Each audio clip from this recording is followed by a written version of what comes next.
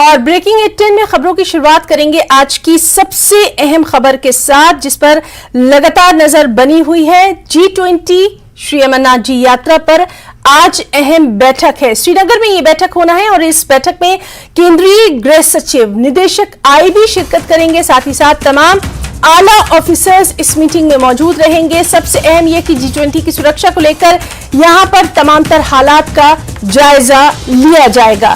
तो बेहद अहम इस वक्त की यह खबर है। जिस तरह से लगातार हम देख रहे हैं कि G20 की जो बैठक है उसको कहीं ना कहीं मुतासिर करने की कोशिश जो है वो लगातार पाकिस्तान की ओर से की जा रही है। इन्हीं तमाम तर चीजों को लेकर इस बैठक को बेहद अहम भी माना जा रहा है।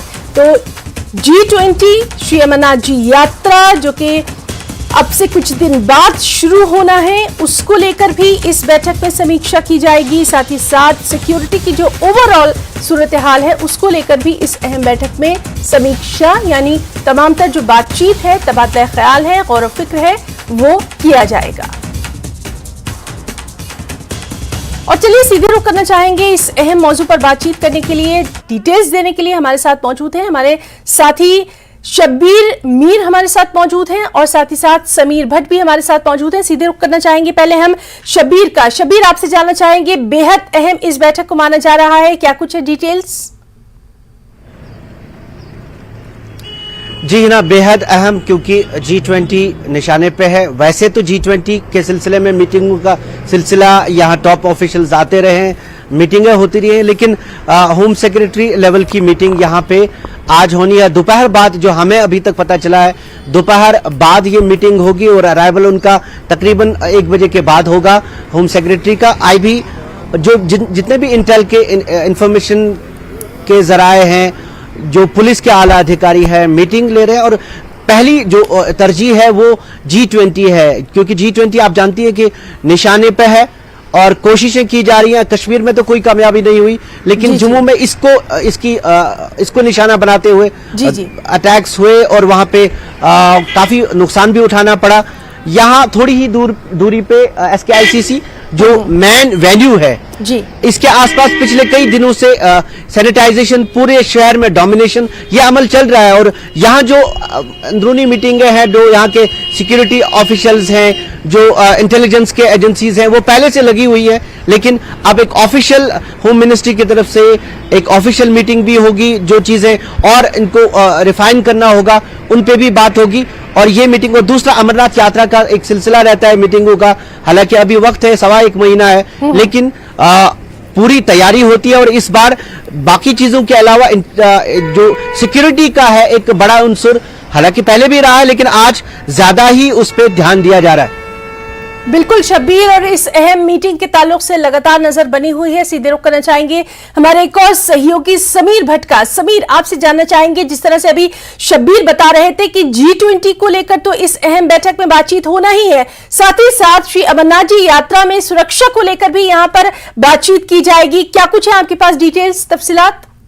देखिए, बिल्कुल आपने सही कहा शब्बीर। जिस तरह से कह रहे थे कि G20 की जो मीटिंग है वो एक बड़ा इंपॉर्टेंट सिग्निफिकेंट मीटिंग होने वाली है कश्मीर वैली में। सबकी नजरें इस पर हैं और इसमें देखिए पाकिस्तान ने जिस तरह से इस पर ऐतराज जताया और जिस तरह से बिलावल जरदारी भुट्टो जब यहाँ पे आए थे और जिस तरह से उन्होंने कहा था कि ये जो हिंदुस्तान जो ये G20 कश्मीर में कर रहा है ये गलत कर रहा है, और उसके बाद उन्होंने कहा था कि हम इसको देखेंगे। उन्हें बहुत हठधर्मी का बयान दिया था। इसके साथ साथ आतंकवादियों की घटनाएं, जिस तरह से आपने देखा पूंछ राजौरी बेल्ट्स में, और जिस तरह से आतंकवादी लगातार धमकियां भी दे रहे हैं कि G20 मीटिंग को वो डिस्टर्ब करेंगे, तो उसको देखते हुए सिक्योरिटी के तनाजुर से बहुत इंपॉर्टेंट मीटिंग है। खुफिया जो जराए हैं, इंटेलिजेंस एजेंसीज के डिफरेंट ऑफिशियल्स, वेरियस जो डिफरेंट इंटेलिजेंस एजेंसीज हैं उनके ऑफिशियल्स बैठेंगे, यूनियन होम सेक्रेटरी बैठेंगे, जो यहाँ जम्मू कश्मीर के top police, CRPF, army, BSF और बाकी एजेंसी जो सिक्योरिटी फोर्सेस के टॉप ऑफिशियल्स बैठेंगे। मंथन होगा कि किस तरह से एक तो G20 मीटिंग को अच्छी तरह से खुश उसलूबी से अंजाम दिया जाए, और उसके बाद अमरनाथ की यात्रा होने वाली है, और उसके बाद टूरिस्ट सीजन भी अभी पीक पर है। तो कुल मिला के जो बहुत सारी चीजें हैं उस पर बात होगी। सिक्योरिटी के तनाजुर से जम्मू कश्मीर में किस तरह के जो सिक्योरिटी के हालात है उनको बेहतर किया जाए और ज्यादा उसमें मजीद चौकसी बरती जाए, किस तरह से जो हिंटरलैंड्स के साथ साथ बॉर्डर एरियाज में सिक्योरिटी को मजीद भी अप किया जाए, क्योंकि चुनौतियां बहुत ज्यादा है। और पाकिस्तान की तरफ से जिस तरह से ड्रोन के जरिए यहाँ पे हथियार भेजे जा रहे हैं, तस्करी की जा रही है, नार्को टेररिज्म किया, उसको प्रमोट किया जा रहा है पाकिस्तान की तरफ से, और जिस तरह से आपने देखा कि लोकल मिलिटेंटों की मदद लेके फिर मिलिटेंसी को बढ़ाने की कोशिश की जा रही है, तो ये सारी चीजें इसमें हिना आएंगी, इस पर बात बिल्कुल बिल्कुल समीर, और इसीलिए इस अहम खबर पर लगातार नजर बनी हुई है। हमारे साथ मौजूद है हमारे एक और सहयोगी परवेज भट्ट। परवेज, आपसे भी जानना चाहेंगे, बेहद अहम इस मीटिंग को माना जा रहा है, क्या कुछ है आपके पास तफसीलात? अब बिल्कुल हिना, दोपहर के बाद बताया जाता है कि SKICC श्रीनगर में ये मीटिंग होगी और यूनियन होम सेक्रेटरी के साथ साथ जो IB के डायरेक्टर हैं और टॉप ब्रास जो सिक्योरिटी एजेंसीज के हेड्स हैं, जो जिसमें जम्मू कश्मीर पुलिस के हेड भी आते हैं, आर्मी, BSF, CRPF, ITBP, इनके जितने भी हेड्स हैं वो सारे इस मीटिंग में शामिल रहेंगे। SIU, CI के जितनी भी एजेंसीज हैं, इस मीटिंग का मेन मकसद यही है कि क्योंकि अब कुछ ही दिनों में 22 मई से जो है G20 समिट, टूरिज्म समिट यहां होने जा रहा है, तो उसकी सिक्योरिटी के हवाले से इंतजामात, दूसरा जून के एंडिंग में जो अमरनाथ यात्रा होने जाने वाली है, बताया जाता है कि इस बार की अमरनाथ यात्रा जो है वो भव्य होगी और उसके सिक्योरिटी के इंतजामात भी और ओवरऑल सिक्योरिटी सिचुएशन जिस तरह की बनी है।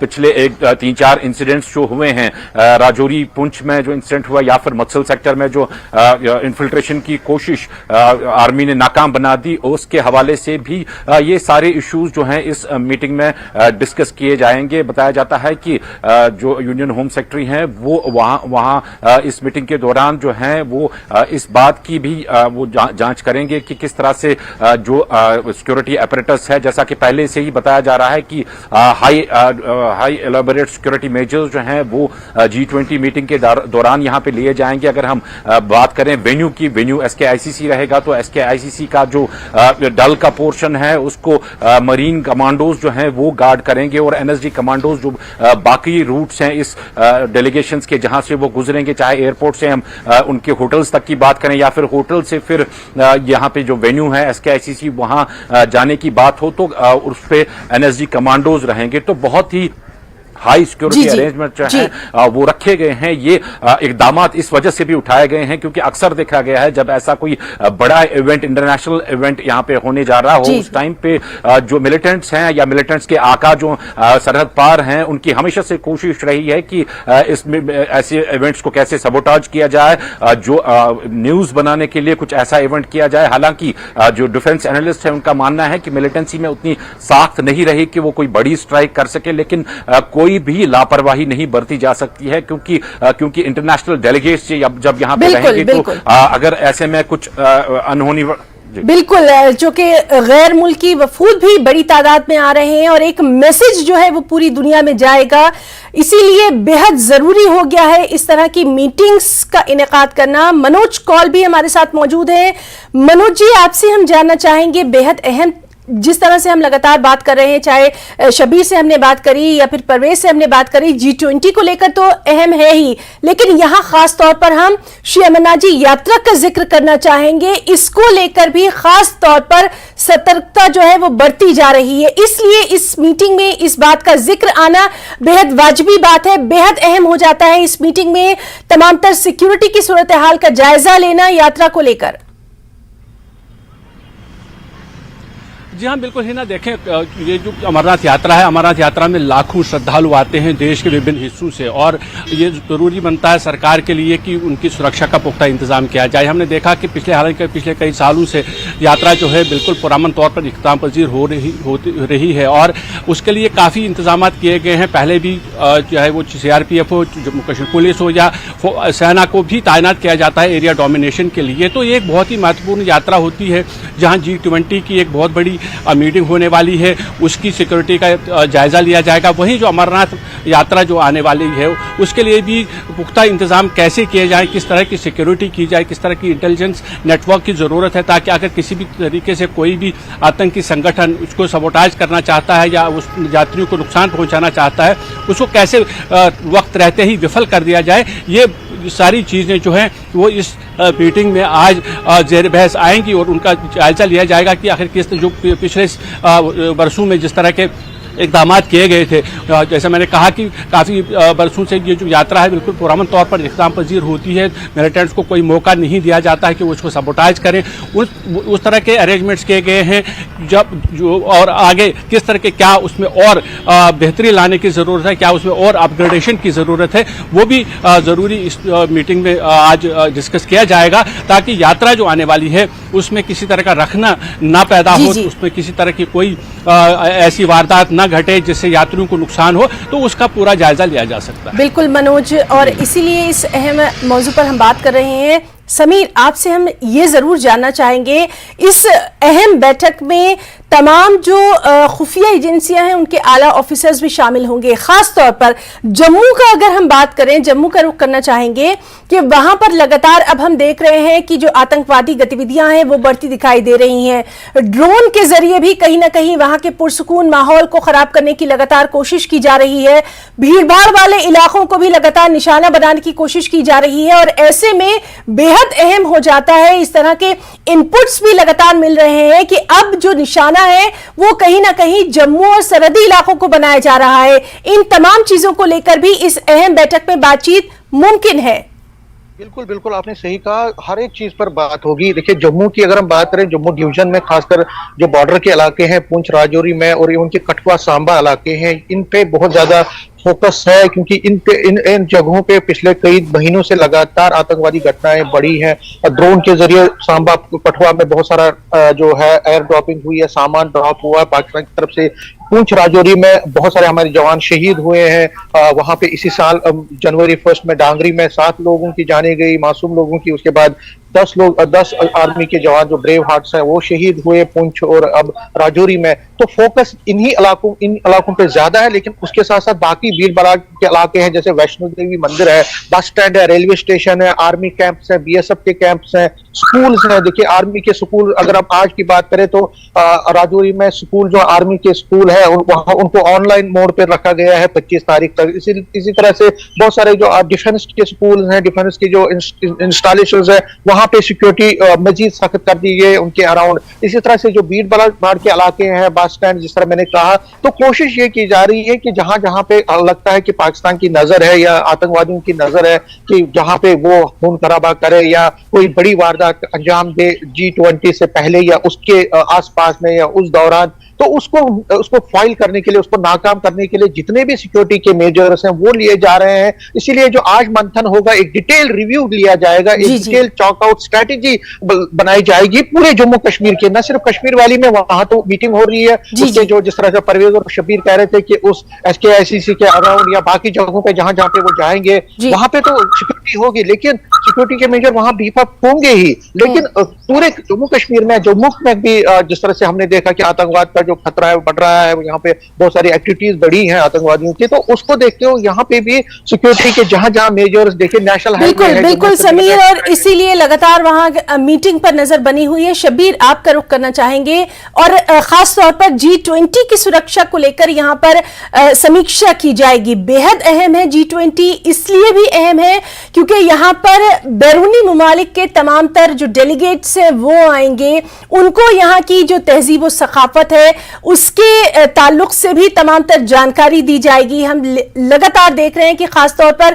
किस तरह से श्रीनगर को बेहतर से बेहतर बनाने की कवायद पिछले काफी दिनों से चल रही है। ऐसे में सुरक्षा बेहद अहम हो जाती है, हिफाजत बेहद अहम हो जाती है, क्योंकि यहां से जो पैगाम जाएगा, जो मैसेज जाएगा, वो पूरी दुनिया में जाएगा। आपका एनालिसिस क्या कुछ कहता है, ये मीटिंग कितनी अहम मानी जा सकती है सुरक्षा को लेकर? देखिए ना, मीटिंग बहुत अहम है क्योंकि मौका अहम है, G20 है, और पूरा जोर मिलिटेंसी की तरफ से या पाकिस्तान की तरफ से होगा कि कोई ना कोई हरकत ऐसी की जाए जिसकी वजह से इसमें रखना पड़े। डिप्लोमेटिक लेवल पे आपने देखा, और अब जो हमने पुंछ राजौरी में देखा, सीधा कनेक्शन G20 के साथ। और यहाँ कश्मीर में मनोज जी कह रहे थे कि उन पे स्ट्राइकिंग पावर नहीं है बहुत कम यहाँ पे मिलिटेंट बचे हैं, लेकिन सरप्राइज एलिमेंट है। सरप्राइज एलिमेंट हमेशा रहा है, क्योंकि वल्नरेबिलिटी है। हमारे ऐसे कई एरियाज हैं जहां पे कोशिश की मिलिटेंटों ने। अगर आप मसल में देखा, नॉर्थ कश्मीर को एक्टिवेट करने की कोशिश है। ये कई सिक्योरिटी जो एक्सपर्ट है वो कहते हैं कि नॉर्थ कश्मीर क्योंकि जंगल का एरिया और सटा है वहां एलओसी के साथ, तो नॉर्थ कश्मीर को किसी तरीके से अगर एक्टिव कर पाते हैं तो यहाँ से प्रेशर कम बढ़ेगा। ये एक पूरा, क्योंकि जब रिव्यू होता है वो इमीडिएट इश्यूज और लॉन्ग टर्म इश्यूज को लेके भी होता है। ये बात भी एक इशू है जिस पे बात करने की जरूरत है, और सिक्योरिटी एजेंसियां इस पे पिछले 1-1.5 हफ्ते से बात करती रही है। G20 के ताल्लुक से जोर लगाएंगे, पूरा जोर लगाएंगे, क्योंकि G20 के जरिए जो पूरा उनका मसला है और खराब हो जाता है। 370 के बाद ये एक G20 जब इसमें यहाँ पे मीटिंग होगी, उससे ये मैसेज साफ होगा कि जो पाकिस्तान की क्लेम्स थी कि यूएन रेजोल्यूशंस वगैरह वो पूरी दफन हो जाती है, वो पाकिस्तान जानता है। इसलिए ये बहुत अहम होगा, पहला पड़ाव G20 का। Y20 कल 11 से शुरू होगा यूनिवर्सिटी में, और उसके बाद G20 का ये इजलास। खदशात बहुत ज्यादा है, अप्रहेंशंस है, इसलिए कोई भी ऐसी कंप्लाइंस नहीं करना चाहते हैं, कंप्लेसेंसी किसी भी तरीके से ना हो। इस पे पूरा, हालांकि सिक्योरिटी ग्रिड यहाँ पे इन प्लेस है, क्योंकि मिलिटेंसी एक्टिव मिलिटेंट रहे हैं, इसलिए सिक्योरिटी ग्रिड कश्मीर का जम्मू के मुकाबले में ज्यादा मजबूत है। लेकिन इतना बड़ा मौका है तो पूरा जोर लगेगा मिलिटेंटों की तरफ से, पाकिस्तान की तरफ से, लिहाजा तैयारी भी उससे ज्यादा होनी चाहिए। इसलिए ये मीटिंगों का दौर पिछले तकरीबन 1 साल से वैसे चलता रहा जब से ऐलान हुआ, लेकिन अब पिछले 1 महीने से ये और ज्यादा तेज हो गया है। हर लेवल पे मीटिंग होती है, और आज की मीटिंग तो जाहिर सी बात है ये फिनिशिंग टच से, क्योंकि अब करीब आने लगा है। G20 का जो इजलास है उसमें कुछ ही दिन बचे। बिल्कुल शब्बीर, काफी डिटेल में आपने ये तमाम तर चीजों का यहाँ पर एनालिसिस किया है और कितनी अहम ये मीटिंग है, इसी पर हम बातचीत करें। परवेज, आपका हम रुख करना चाहेंगे और आपसे भी यही जानना चाहेंगे। लगातार हम देख रहे हैं कि एक पैगाम देने की ये एक कोशिश जो है वो यहाँ से यही है कि पूरी दुनिया में कि अब किस तरह से, खास तौर पर कश्मीर की हम बात कर रहे हैं कि कश्मीर किस तरह से बदल रहा है, तरक्की के क्या मायने हैं, रोजगार के यहाँ पर क्या मायने हैं, नौजवान यहाँ पर क्या कुछ चाहता है, एजुकेशन को लेकर यहाँ के यंगस्टर्स क्या कुछ सोच रहे हैं, इन्हीं तमाम चीजों को लेकर, और सबसे इंपॉर्टेंट ये कि टूरिज्म जो है वो यहाँ पर कितना बढ़ रहा है, कितनी बड़ी तादाद में सयाह जो है यहाँ का रुख कर रहे हैं।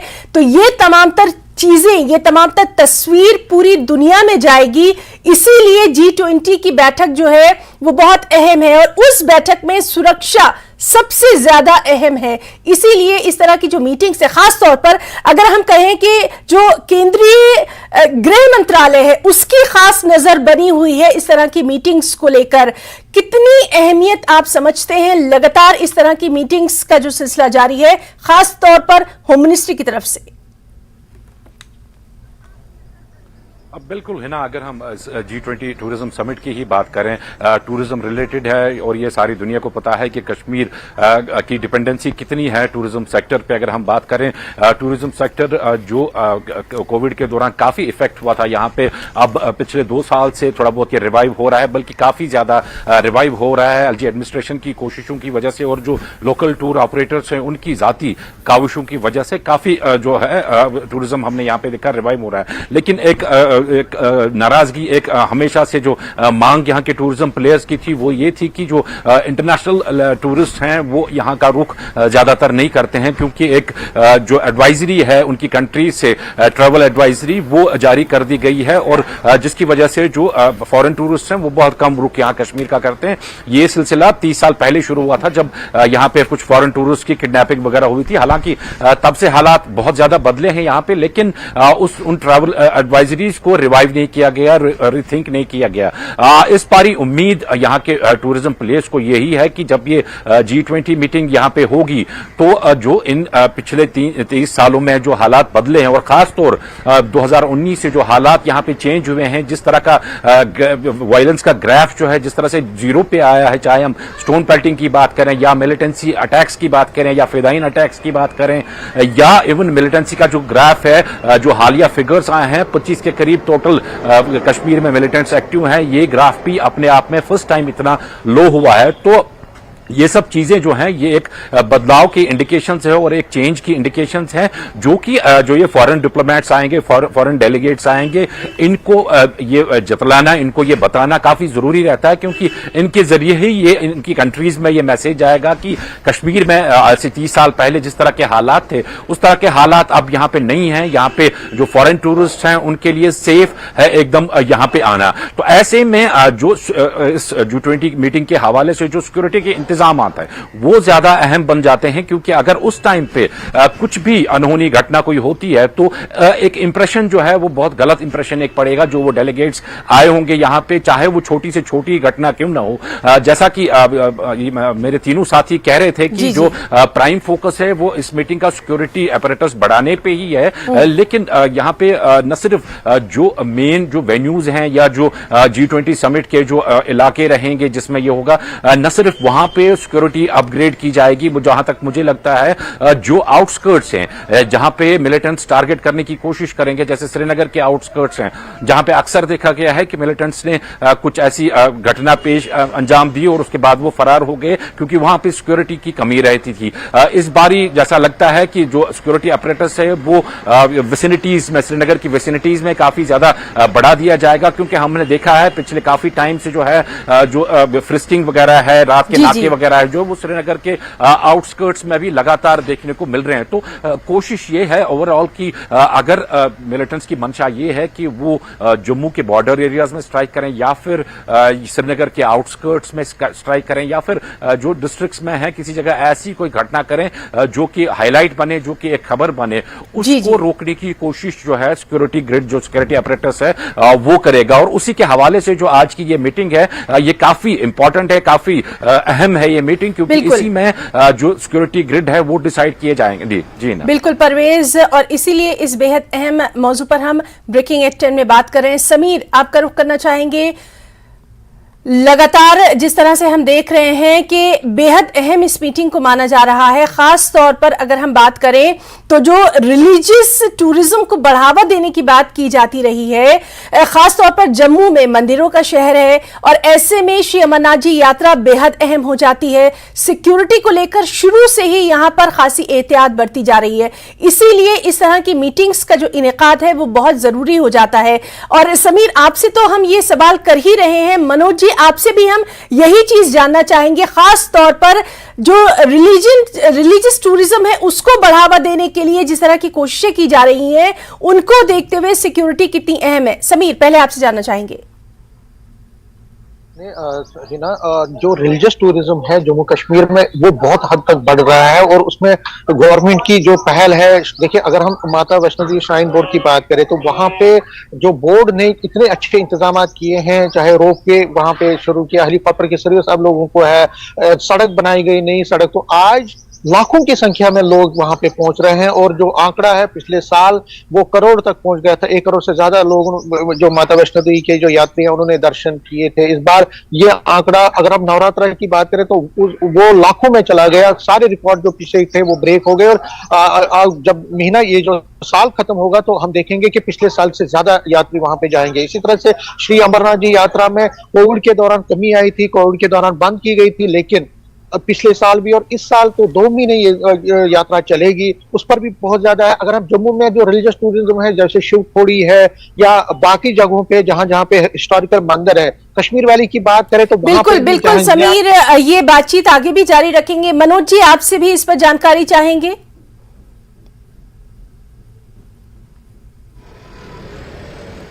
करेंगे तो जम्मू में ही नहीं बल्कि कश्मीर में भी ये कोशिश की गई कि वहाँ के जो खानकाएँ हैं या दरगाहें हैं वहाँ उसको भी बढ़ावा दिया जाए। हमने देखा कि जो सबसे ज़्यादा जो रिलीजियस टूरिज्म नंबर 1 पर अगर कोई दरगाह है या स्थापन है तो वो श्री माता वैष्णो देवी का स्थापन है, जहाँ करोड़ों लोग आते हैं, जैसा कि समीर बता रहे थे। इसी तरह बाकी के जो हम ये कहेंगे श्राइन्स हैं, चाहे वो मुस्लिम सूफी श्राइन्स क्यों ना हो, उनको भी टूरिज्म मैप पे लाया गया था। जो बहुत साल पहले एक कोशिश की गई थी कि जम्मू कश्मीर के अंदर और कश्मीर वैली के अंदर खासतौर पर जो मुख्तलिफ दरगाहें हैं, खानकाहें हैं, वहाँ बिल्कुल तो इस अहम बैठक को लेकर लगातार नजर बनी हुई है। तमाम जानकारी दर्शकों तक पहुंचा रहे हैं। अपने सभी साथियों का यहाँ पर बहुत बहुत शुक्रिया अदा करना चाहेंगे। शब्बीर मीर, परवेज भट्ट, समीर भट्ट और मनोज कौल, तमाम साथियों का बहुत बहुत शुक्रिया हैं, रुकना चाहेंगे एक छोटे से ब्रेक के लिए।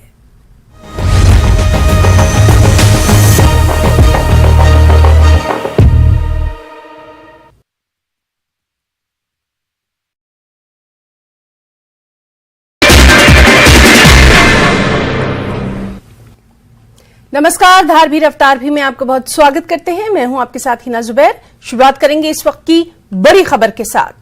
तो जम्मू कश्मीर से ये बड़ी खबर है, जहां एनआईए की छापेमारी जारी है। बडगाम, शोपियान और पुंछ में छापेमारी की जा रही है। कई स्थानों पर एजेंसी की ये छापेमारी की जा रही है। इससे जुड़ी तफसीलात पर नजर बनी हुई है। फिलहाल जो इलाके जहां पर एनआईए की छापेमारी जारी है वो है बडगाम, शोपियान और पुंछ।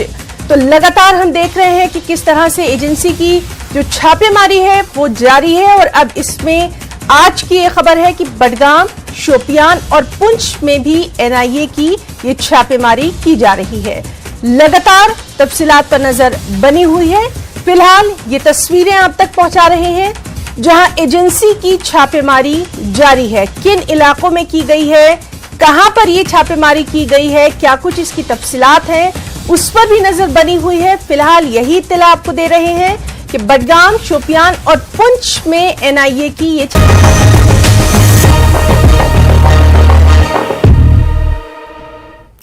और ब्रेकिंग एट 10 में एक और अहम खबर। कल हुई तेज बारिश ने किसानों की मुश्किलें बढ़ा दी हैं। बारिश, बर्फबारी और ओलावृष्टि से फसलें बर्बाद हो गई हैं। फसलों और फलों के बागों को नुकसान पहुंचा है। ये हम आपको बता रहे हैं कुलगाम और अनंतनाग और आसपास के इलाकों से, क्योंकि लगातार हम देख रहे हैं कि बारिश और बर्फबारी का सिलसिला जो है वो कई रियासतों में जारी है। ये जो खबर आपको दे रहे हैं ये बिलखुसूस दे रहे हैं कुलगाम और अनंतनाग से, जहां किसान बेहद परेशान हैं। बडगाम में भी धान की पनीरी लगाई गई थी जो कि खराब हो चुकी है। और इसी को लेकर अब तमाम जो क्षेत्र हैं यहाँ के किसानों ने अपील की है यूटी इंतजामिया से कि उनकी मदद की जाए। सीधे रुख करना चाहेंगे, हमारे साथ मौजूद है हमारे साथी जहूर रिजवी। जहूर, इस बेमौसम की बरसात ने और जो ओले गिरे हैं, ज़ालाबारी हुई है, उसने किसानों को सबसे ज्यादा परेशान किया है और लगातार मांग की जा रही है कि अब उनकी मदद फौरी तौर पर की जाए। क्या कुछ तस्वीर आपको वहां पर नजर आ रही है हालिया मौसम की बर्बादी की? बिल्कुल हिना, मैं आपको बताऊं कि गुज़श्ता कुछ दिनों से जो मौसम ने करवट बदली है उसके चलते न सिर्फ ओले पड़े बल्कि जो पहाड़ी इलाके हैं यहाँ पे काफ़ी हद तक बर्फबारी भी हुई, जिसकी वजह से जो खड़ी फसलें हैं वो तबाह हो गई। और जो सेब के शगुफे जो पेड़ों पे खिलते हैं तो वो शगुफे भी जो हैं वो तबाह हो गए, जिसकी वजह से बताया जाता है कि काफ़ी नुकसान पहुँचने का जो है अंदेशा जाहिर किया जा रहा है। और हम आपको बताएं कि स्पेशली अगर हम सेब की फसल की बात करें तो सेब की फसल की बिल्कुल तबाह हो गई है। पहाड़ी इलाकों में अगर हम देखें कि तो काफ़ी हद तक बर्फबारी भी हुई, जिससे आम जिंदगी जो है काफ़ी मुतासर हो गई है। और इसके अलावा अगर हम बात करें ज़ालाबारी की, तो ज़ालाबारी की वजह से जो है न सिर्फ ये जो हाल ही में पनीरी लगाई गई जो शाली की फसल होती है उसको वो भी तबाह हो गई, और साथ में जो सेब की फसल है वो भी काफी हद तक मुतासिर हो गई है। और ऐसे में किसानों ने मांग की है कि जो गवर्नर इंतजामिया है वो आगे आए और इनकी मदद करें, और साथ में जो डिपार्टमेंट ऑफ हॉर्टिकल्चर या एग्रीकल्चर है वो भी असेसमेंट करे और जल्द से जल्द एडवाइजरी जारी करे कि किसानों को ऐसे में क्या करना चाहिए। हालांकि कुछ सियासी लीडरान ने भी इसमें काफी जो है बढ़ चढ़कर जो है बयानबाजी भी की है। उन्होंने भी इंतजामिया से जो है मदद की गुहार की अपील की है। अगर हम बात करें सीपीआईएम सीनियर लीडर ये मोहम्मद यूसुफ तारिगामी की, या फिर डीएपी के प्रोविंशियल प्रेसिडेंट जो है मोहम्मद अमीन भट्ट, सीनियर लीडर सकीना ईतू, ऐसे लीडरों ने जो है साउथ कश्मीर के जो बड़े लीडर हैं उन्होंने कुल मिलाकर ये जो है इन फसलों को नुकसान पहुंचने के हवाले से गवर्नर इंतजामिया से अपील की है कि वो जल्द से जल्द आगे आए और किसानों की माली मावनत करें। और हिना मैं आपको बताऊं कि जो फसल बीमा योजना है, जो फसल बीमा योजना के चलते जो किसानों को मुआवजा मिलना चाहिए वो मुआवजा भी इनको अदा किया जाना चाहिए, क्योंकि काफी नुकसान पहुंचा है। हमने कल भी देखा, परसों भी देखा कि बहुत हद तक ज़ालाबारी हुई, और उसके साथ साथ अगर जो साउथ कश्मीर के जो इम्पोर्टेंट इलाके जी, हैं। जी। अगर हम डमाल हांजीपुरा की बात करें, अनंतनाग की बात करें या फिर पुलवामा शोपियान की बात करें, तो यहाँ पे भी काफी हद तक जालाबारी की वजह से जो है फसलें काफी नुकसान को जो है काफी नुकसान पहुंचा है। और कुल मिलाकर जी, जी। किसान जो है वो बहुत हद तक जो है मायूस हो चुके हैं। और पनीरी लगाई थी, हालांकि ये जो पीछे आप देख रहे हैं जी, ये जी। शाली की फसल होती है, यहाँ पनीरी लगाई जाती है, तो पनीरी भी जो है वो तबाह हो गई है। और वो जो जब जालाबारी होती है तो जालाबारी की वजह से ये जो पनीरी है ये जल जाती है, जी, ये जी। खत्म हो जाती है जी। और इसमें काफी असर पड़ता है। उसके साथ साथ अगर हम सेबों की फसल की बात करें तो सेबों की फसल भी जहूर, जो है आगे वो के मौसम उसके- के लिए क्या कुछ महकमा मौसमियात ने पेशन गोई की है, ये भी जानकारी अपने नाज़रीन तक पहुंचाना चाहेंगे?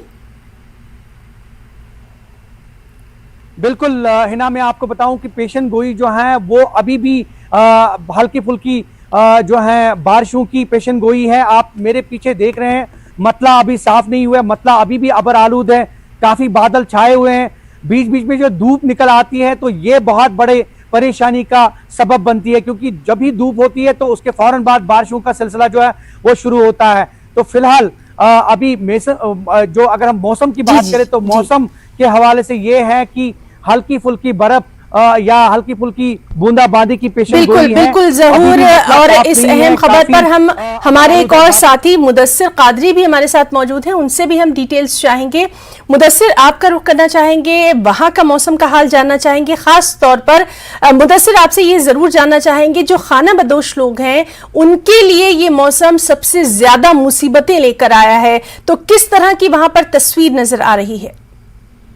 हाँ बिल्कुल हिना, जिस तरह से लगातार हम इस खबर पे नजर बनाए रखे हुए हैं कि जो जिस तरह से मौसम का कहर ढाया, मौसम ने अपना रंग दिखाया, खासकर जो पहाड़ी इलाके हैं, तो यकीनी तौर पर आम लोगों के साथ साथ जो खाना बदोश है यानी कि नोमैड्स जो है, तो उनको यकीनी तौर पर काफी मसाइब का सामना जो है, काफी मुश्किलात का सामना करना पड़ा। और कल भी हमने देखा कि किस तरह से कई कई मकामात पर, जैसे मरगन टॉप या फिर सिंथन टॉप या छिसरगुल एरिया की अगर हम बात करेंगे, तो वहां पर किस तरह से खाना बदोश लोग जो है वो बर्फ में फंस गए। और जिसके बाद बर वक्त कार्रवाई की इंतजामिया और पुलिस ने, और उन खाना बदोशों को फिलहाल रेस्क्यू कर दिया गया और उनको महफूज मकामात की जानिब मुंतकिल किया गया। लेकिन सवाल ये पैदा होता है कि जिस तरह से जब पहले भी हमने कहा कि मौसम बहार के आगाज में ही जो खाना बदोश लोग हैं अपने माल मवेशियों के साथ जो हायर प्लेसेस है, हायर ऑल्टीट्यूड प्लेसेस है, वहां की जानिब रुख करते हैं और मैदानी इलाकों को छोड़कर ये लोग जो है जंगलों में रहने को ही तरजीह देते हैं। लेकिन इस हवाले से जब देखा गया कि मौसमी तब्दीली रोनमा हुए, मौसम ने अचानक करवट बदली, हालांकि महकमे मौसमियात ने पहले ही पेशगोई की थी कि जिस तरह के मौसम का सामना करना पड़ेगा, लेकिन जो बर्फबारी हुई वो गैर मुतवक्के बर्फबारी थी। हालांकि ये कहा गया था कि औसत दर्जे की बर्फबारी होगी, लेकिन पहाड़ी इलाकों में हमने देखा कि काफी बर्फबारी हुई, भारी बर्फबारी हुई, जिसकी वजह से इन लोगों को काफी मुश्किलात का सामना करना पड़ा। और दूसरी जानिब जिस तरह से ज़हूर ने भी कहा कि जो खड़ी फसलें हैं काफी नुकसानात से दो चार होना पड़ा, चाहे साउथ कश्मीर की बात करेंगे, पीर पंजाल रेंज की बात करेंगे या जम्मू डिवीजन के राजौरी पुंछ इलाकों की बात करेंगे। जी तो बिल्कुल मुदस्सिर, और इसीलिए मौसम का ये हाल हम अपने नाज़रीन तक पहुंचा रहे हैं और एहतियात बरतने की जो अपील है वो लगातार की जा रही है। खासतौर पर पहाड़ी इलाकों के जो लोग हैं उनके लिए खासतौर पर ये लगातार एडवाइजरी जारी की जा रही है, पहले मौसम का हाल जान लें और उसके बाद ही बेहद जरूरी अगर है तो निकले। बहुत बहुत शुक्रिया अदा करना चाहेंगे ज़हूर रिजवी आपका और मुदस्सिर कादरी अपने दोनों साथियों का। और इस वक्त यहां रुकना चाहेंगे एक छोटे से ब्रेक के लिए।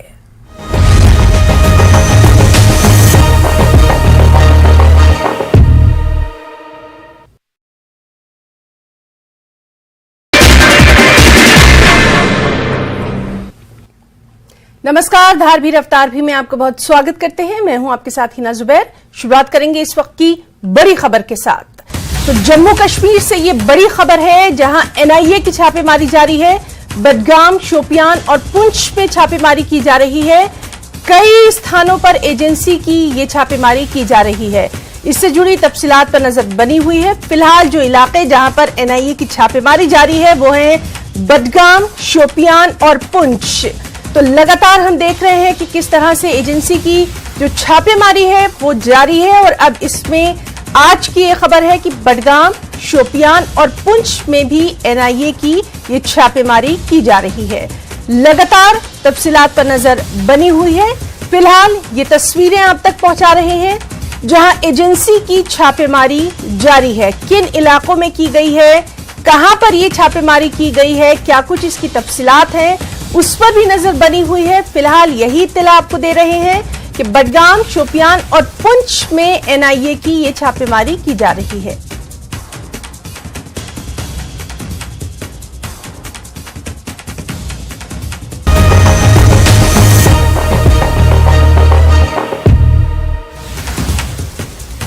और इस वक्त की अहम खबर आपको दे दें, मध्य प्रदेश में खरगोन से ये बड़ी खबर है, जहां एक यात्री बस पुल से नीचे गिरी है। हादसे में 15 लोगों की मौत की खबर है, 25 यात्री घायल बताए गए हैं। डोगरगांव पुल से नीचे गिरी है ये यात्रियों से भरी बस।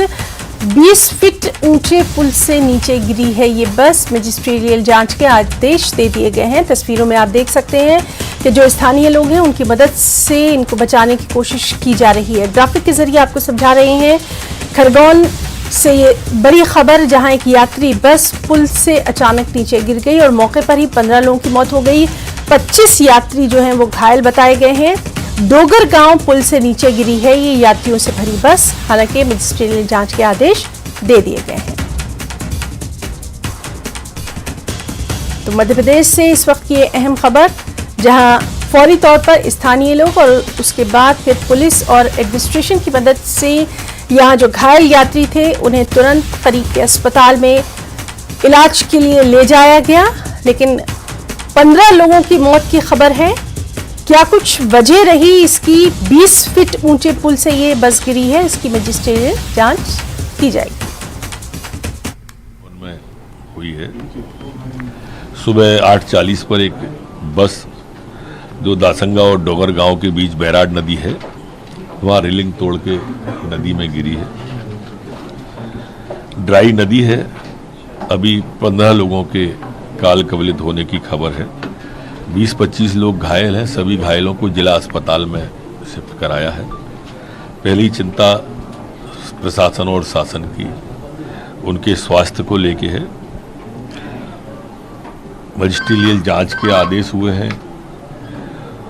4-4 लाख माननीय मुख्यमंत्री जी ने सहायता राशि का कहा है। पूरा इलाज उनका फ्री होगा और घटना की जांच के आदेश दे दिए गए।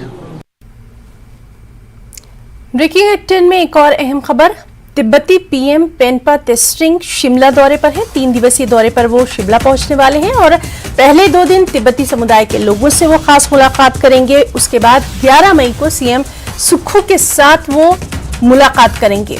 भारत चीन सीमा पर गतिविधियों के चलते उनका ये दौरा बेहद अहम माना जा रहा है और खासतौर पर रूहानी गुरु दलाई लामा के वायरल वीडियो को लेकर भी चर्चा है और इस सब के बीच में उनका ये दौरा बेहद अहम समझा जा रहा है।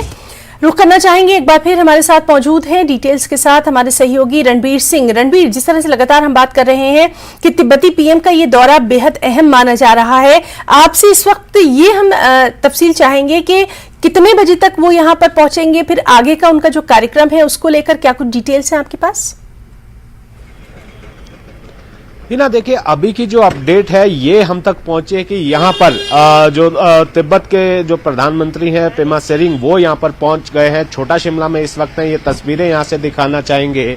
जो छोटा शिमला स्थित एक निजी होटल है तिब्बती स्कूल के पास, यहाँ पर जो गाड़ियों का काफिला आपको दिख रहा है, यहीं पर जो है पेमा सेरिंग यहाँ पर रुके हैं। थोड़ी देर पहले यहाँ पर पहुंचे। देखिए यूरोप के दौरे पर थे पेमा सेरिंग और उसके सीधे जो है इंग्लैंड से सीधा जो है दिल्ली पहुंचे और दिल्ली से सीधा यहाँ शिमला पहुंचे हैं और थोड़ी देर पहले ही यहाँ पर पहुंचे। काफी संख्या में लोग जो है अंदर मौजूद हैं और यहाँ से ठीक नीचे जो तिब्बती स्कूल है यहाँ पर कार्यक्रम की तैयारियां चल रही है। ठीक 2 बजे उनका कार्यक्रम है। यहाँ पर जो तिब्बती समुदाय के लोग हैं उनसे मुलाकात करनी है। अभी थोड़ी देर पहले देखिए जो टेंटेटिव शेड्यूल आता है, पहले 11 मई बताया गया कि वो सीएम से मुलाकात करेंगे, लेकिन अभी जो हमारी बातचीत हुई है जो तिब्बती समुदाय के कुछ लोग हैं, कुछ इनके पीआर टीम के सदस्य हैं, उनसे मुलाकात हुई है कि यहाँ पर ये मुलाकात जो है शायद 12 मई को भी हो सकती है। जिस तरह से समय यहाँ मिल पाएगा। और अहम ये दौरा उनका माना जा रहा है। 3 दिनों तक शिमला में रहेंगे। यहाँ पर अलग अलग जगहों में जो तिब्बती समुदाय के लोग रहते हैं उनसे मुलाकात का कार्यक्रम है पेमा सेरिंग का। और उसके बाद यहाँ से वो सीधा कुल्लू मनाली जाएंगे। कुल्लू मनाली के बाद वो मंडी आएंगे, पंडोह में रुकेंगे, मंडी जिला के रिवालसर जाएंगे जहां पर काफी संख्या में तिब्बती समुदाय के लोग यहां पर रहते हैं। तो कुल मिलाकर अभी जो थोड़ी देर पहले जानकारी हासिल हुई है 17 मई तक का यहां हिमाचल में कार्यक्रम है उनका। और जैसे कि आपको जानकारी है ही धर्मशाला में ही तिब्बती सरकार बैठती है, तो 17 मई को धर्मशाला पेमा सेरिंग जाएंगे। 2021 में मई 2021 में तिब्बत सरकार के नए प्रधानमंत्री बने थे पेमा सेरिंग। और इससे पहले जैसे मैंने जानकारी दी कि यूरोप दौरे पर गए थे। यूरोप में जो मिशन है तिब्बत जो अपनी आजादी की लड़ाई लड़ रहा है और कई तरह की गतिविधियां चल रही हैं। और जो बड़ी चिंता की बात वो है कि वो चीन है। चीन किस तरह बिल्कुल रणवीर, तो तिब्बती पीएम के इस दौरे पर लगातार नजर बनी हुई है। बहुत बहुत शुक्रिया तमाम तर अपडेट, तमाम तर डिटेल्स दर्शकों तक पहुंचाने के लिए। एक और अहम खबर, कंगाल पाकिस्तान को लगेगा तगड़ा झटका। ताजा झटका आईएमएफ से लगेगा। आईएमएफ से पाकिस्तान को लोन मिलने की संभावना कम है। आईएमएफ ने पाकिस्तान के दावे को खारिज कर दिया है। दरअसल पाकिस्तान ने अंतर्राष्ट्रीय मुद्रा कोष की सभी शर्तों को पूरा करने का दावा किया था। नवी बैठक में आईएमएफ ने पाकिस्तान के सामने कुछ कड़ी शर्तें रख दी हैं और इसी को देखते हुए अब ये अहम खबर कि आईएमएफ से पाकिस्तान को लोन मिलने की उम्मीद कम है।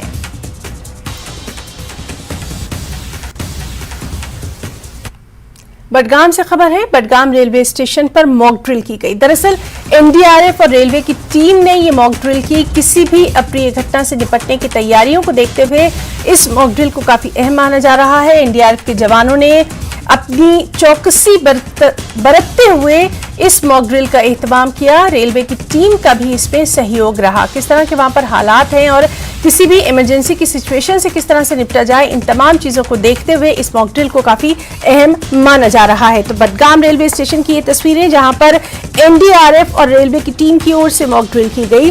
किसी भी इमरजेंसी सिचुएशन से निपटने के लिए वहां पर कितनी तैयारियां हैं, क्या कुछ वहां पर किया जा सकता है, इन तमाम चीजों को देखते हुए ये mock drill Budgam railway station पर बेहद अहम मानी जा रही है।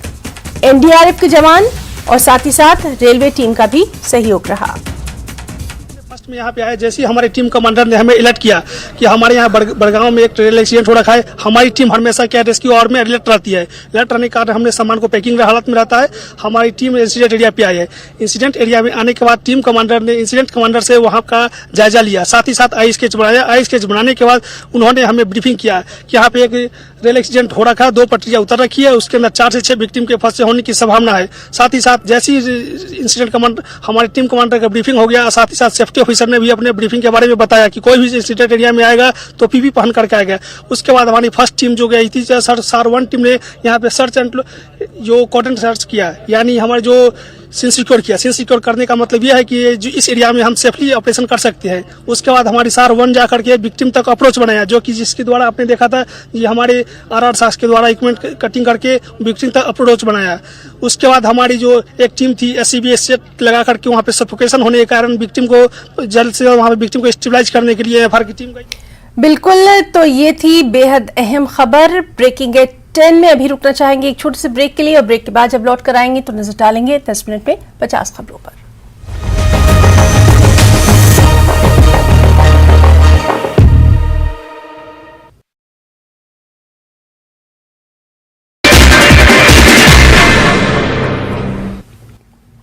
नमस्कार, धार भी रफ्तार भी में आपको बहुत स्वागत करते हैं। मैं हूं आपके साथ हिना जुबैर। शुरुआत करेंगे इस वक्त की बड़ी खबर के साथ। तो जम्मू कश्मीर से ये बड़ी खबर है जहां एनआईए की छापेमारी जारी है। बडगाम, शोपियान और पुंछ में छापेमारी की जा रही है। कई स्थानों पर एजेंसी की ये छापेमारी की जा रही है। इससे जुड़ी तफसीलात पर नजर बनी हुई है। फिलहाल जो इलाके जहां पर एनआईए की छापेमारी जारी है वो है बडगाम, शोपियान और पुंछ।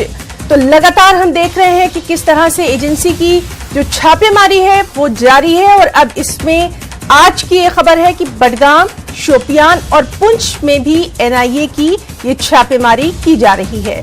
लगातार तफसीलात पर नजर बनी हुई है। फिलहाल ये तस्वीरें आप तक पहुंचा